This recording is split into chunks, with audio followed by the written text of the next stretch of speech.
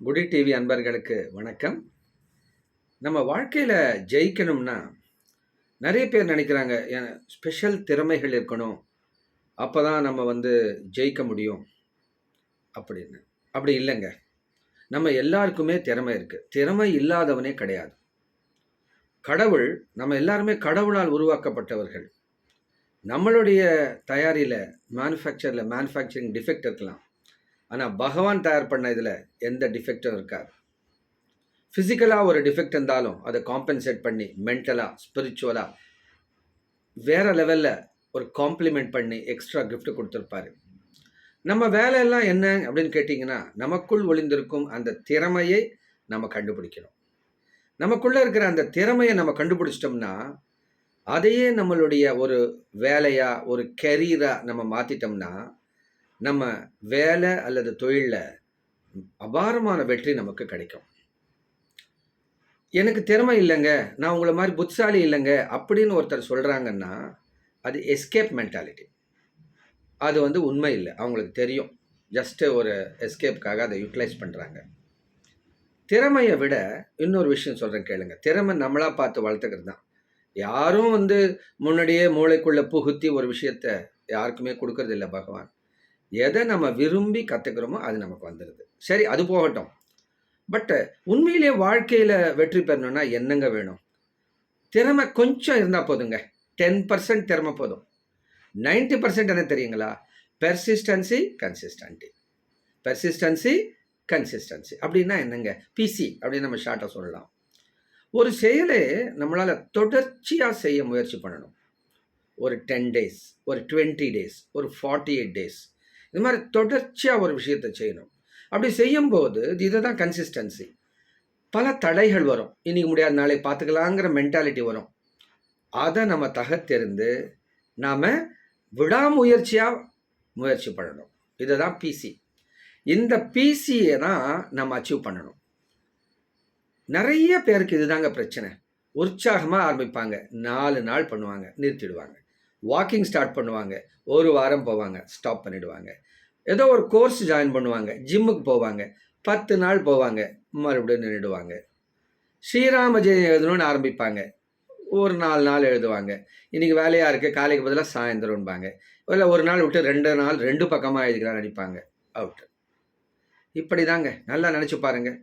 நாம் கூட நம்ம இந்த விஷயத்தை புரிஞ்சுக்கிட்ட நம்ம பெரியவங்க அந்த காலத்தில் அதிகமான ஒரு முக்கியத்துவம் எது கொடுத்தாங்கன்னு பார்த்தீங்கன்னா, டெய்லி கோயிலுக்கு போகணும், நமஸ்காரம் பண்ணணும், டெய்லி ஒரு பக்கமாவது ராமஜெயம் எழுதணும், ஒரு மண்டலமாவது ஒரு விரதம் இருக்கணும், ஒரு 7 நாள் சப்தாகன்ற பேரில் ஏதோ ஒரு கிரந்தத்தை நம்ம படிக்கணும், இப்படி ஒரு 48 நாள் விரதம் இருக்கணும். இப்படிலாம் அவங்க என்னதான் சொல்லி கொடுக்குறாங்க? அந்த விரதம் இல்லைங்க. இந்த ஒரு விஷயத்தை நம்ம செய்யும்போது இந்த பிசி, பெர்சிஸ்டன்சி அண்ட் கன்சிஸ்டன்சி நம்ம வாழ்க்கையில் நமக்கு கிடைக்கிது. இந்த ஒரு பிசி நமக்கு இருந்தால் நம்ம குழந்தை லைஃப்பில் ஜெயிச்சுடுவான்றது புரிஞ்ச பெரியவங்க தான் இதை பலவிதமாக இந்த மாதிரி நமக்கு ப்ராக்டிஸ் கொடுத்துருக்காங்க. அதே மாதிரி சின்ன வயசுலேருந்தே காலையில் பிரம்ம முகூர்த்தத்தில் எந்திரிக்கணும் அப்படிங்கிறது ஒரு முக்கியமான நல்ல பழக்கம். ஆனால் சின்ன குழந்தைங்கள வச்சுருக்க பேரண்ட்ஸ்லாம் பாருங்களேன், எழுப்ப மாட்டாங்க. பாவம் சின்ன குழந்தை, இப்போவே இதுக்கு பெருசானா எப்படியும் எழுந்து கஷ்டப்பட தான் போகிறான், வேணாம் நல்லா தூங்கட்டும், 8 மணிக்கு எந்திரிக்கட்டும், 10 மணிக்கு எந்திரிக்கட்டும் விட்டுருவாங்க. அப்புறம் பெருசான அந்த பழக்கம் வருமா? இதே பழக்கம்தான்.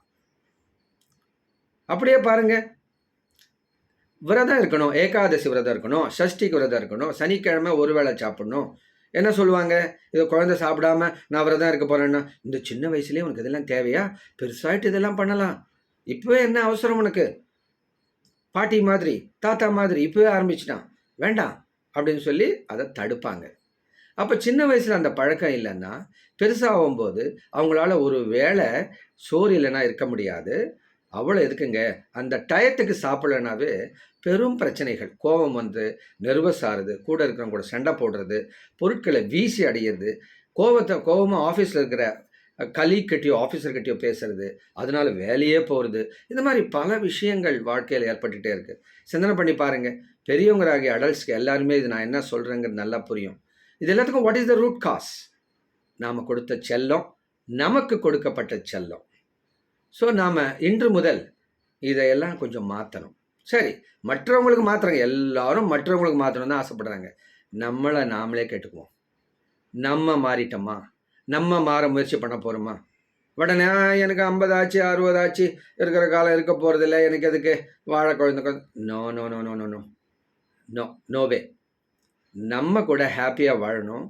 ஹேப்பியா சாகணும்னா, இந்த பெர்சிஸ்டன்சி, கன்சிஸ்டன்சி இருக்கணுங்க. சாஸ்திரம் என்ன சொல்லுது? அனாயசேன மரணம், வினா தைன்யேன ஜீவனம், தேகாந்தே தவ சாயுஜ்யம், தேஹிமே பார்வதி பதே அப்படின்னு சொல்லுது. இந்த ப்ரேயர் எல்லாருக்குமேங்க. என்ன சொல்றது? அனாயசேன மரணம். நம்ம மரணம் வந்து ஒரு செகண்ட்ல டக்குன்னு உயிர் போயிடணும் அப்படின்னு சொல்லுவாங்க. வினா தைன்யன ஜீவித்தம். வாழ்க்கையில நம்ம யாரையுமே எதையுமே போய் தேஹின்னு கேட்கக்கூடாதுங்க. வினா தைன்யேன ஜீவித்தம், தேகாந்தே தவ சாயுஜ்யம். நம்ம அந்த உடம்புல விட்ட பிறகு பகவானுடைய சாயுஜ்யம், அது கைலாசமோ, வைகுண்டமோ, மணித்வீபமோ, பிரம்மலோகமோ, உங்களுக்கு என்ன பிடிக்குமோ அது.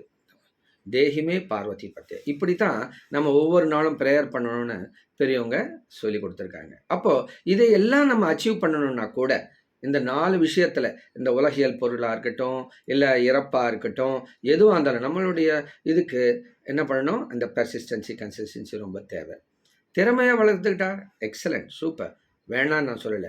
அது வளர்க்கலனா கூட அட்லீஸ்ட் இந்த பெர்சிஸ்டன்சி, கன்சிஸ்டன்சி